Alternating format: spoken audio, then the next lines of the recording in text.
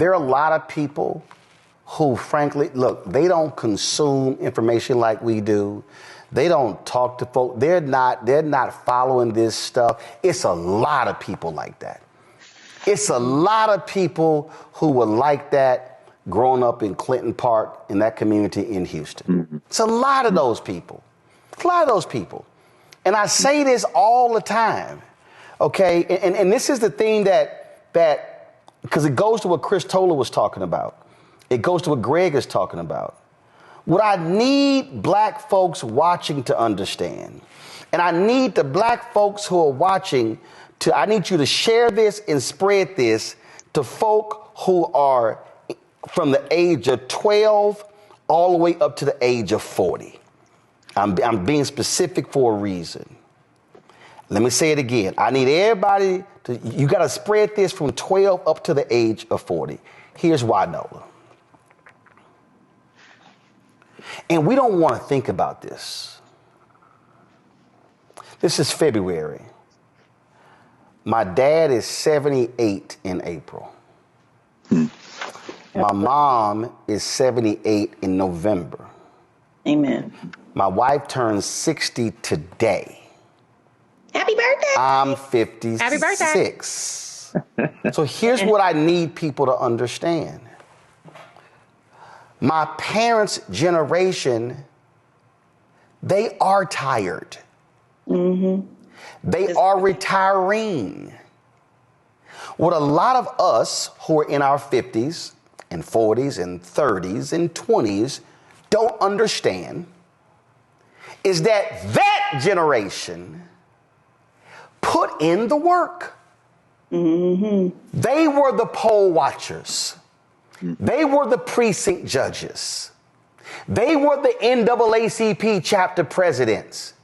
They were the ones who showed up with picket signs. They were the ones who worked phone banks. They were the ones who put signs up in yards. They were the ones who started neighborhood clubs, civic clubs. They were the ones who went down to the city council meeting and the county commissioners meeting, who went to the state legislature, who would come to nation's capital calling on the elected representatives to do what was right. They were the ones who went to the committee meetings. They were the ones who were doing the work. These are the people who we don't know, who were not in the newspaper, who were not on television, who were not on radio, who was doing that groundwork. They were the ones who were going door to door in neighborhoods. They were the ones who were raising money for sickle cell anemia when there was a national telethon in the 70s and the 80s. They were the ones who were putting in all the work. They were the ones who were holding up the black community in the wake of the death of Dr. King in the 70s and the 80s and the 90s and the 2000s. And what we are seeing is the generation after them and the generation after them and the generation after them are not doing their part to hold up the black community, because you know what? A lot of us are 26 and 28 and 32 and 40 and 45, and we're saying today, I'm fucking tired. I'm tired. But you're not tired of going to brunch on Sunday. Uh-oh, come on now. You're not tired of taking multiple vacations a year. That's right. You're not tired of taking from the bank of black justice and constantly making withdrawals from people who were constantly making deposits.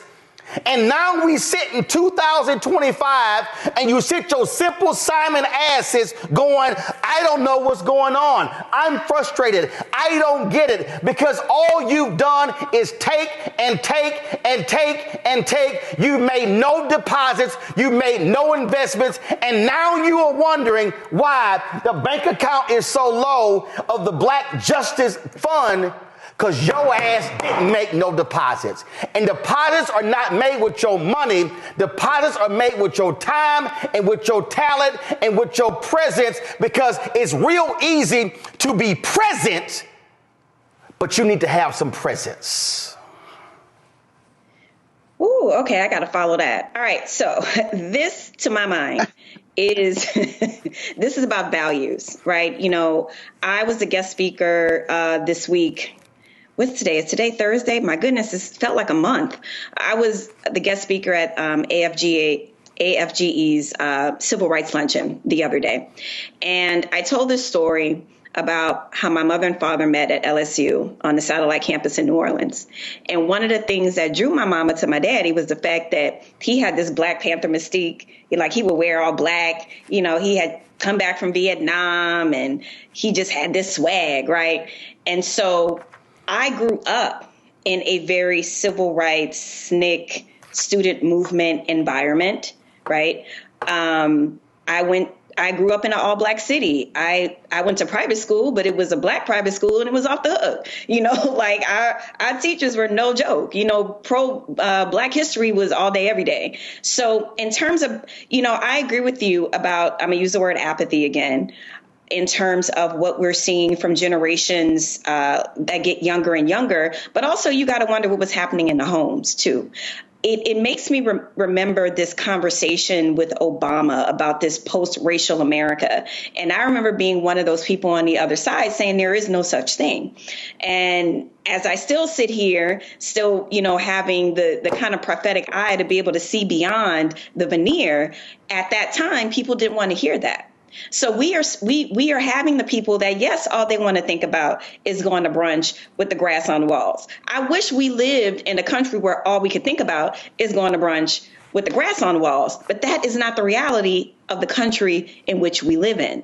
So, you know, when I engage with young people, you know, even when I ask my own students, you know, how you feeling, how you doing with everything that's going on? We're right in the middle of things. We're in D.C. They don't want to think about it. They don't want to engage in the messy politics. They just kind of want to do their work, put their head down and hope that things will work out.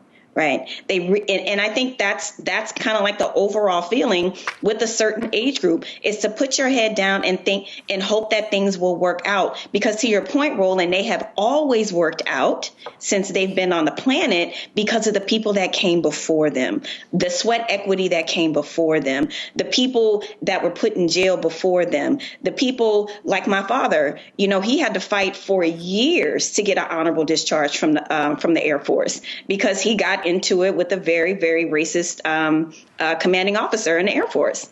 And so it's these very real things. You know, my grandfather having to escape rural Louisiana because him and his twin was about to get hanged. People aren't coming from those narratives any longer, and they just want to go to brunch with the grass on the walls. And I'm not going to sit here in front and be like, I don't like doing the same thing. You know what I'm saying? Like, I wish we lived in the country where that's all we could focus on. I just want people to be engaged and understand what's at stake. And because I do spend a lot of time with young folks, that exhaustion, you know, they're thinking about all the things that they had to go through with school shootings and all these things. And the last thing that I want to do is play oppression, you know, Olympics about the things that I had to go through as a 40-something or the things that parents and grandparents had to go through. For them, they live in a country where they shouldn't have to go through those things. And that's the lens. They are thinking I should not have to experience any of those things because the people that came before me told me that I was living in a post-racial America. My parents told me when they put me in that white private school that I was living in a post-racial America, and all I had to do was focus on getting into Harvard or getting into Howard so I can go to brunch with the grass on the wall. So I want to say two quick things. I am really worried about this Trump over America moment that we are living in. It is really disheartening to me.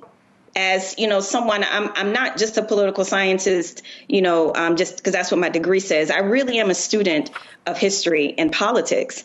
And when I think about those brave Republicans regarding Richard Nixon, you know what I figured out today, Roland and Greg, as the historian here?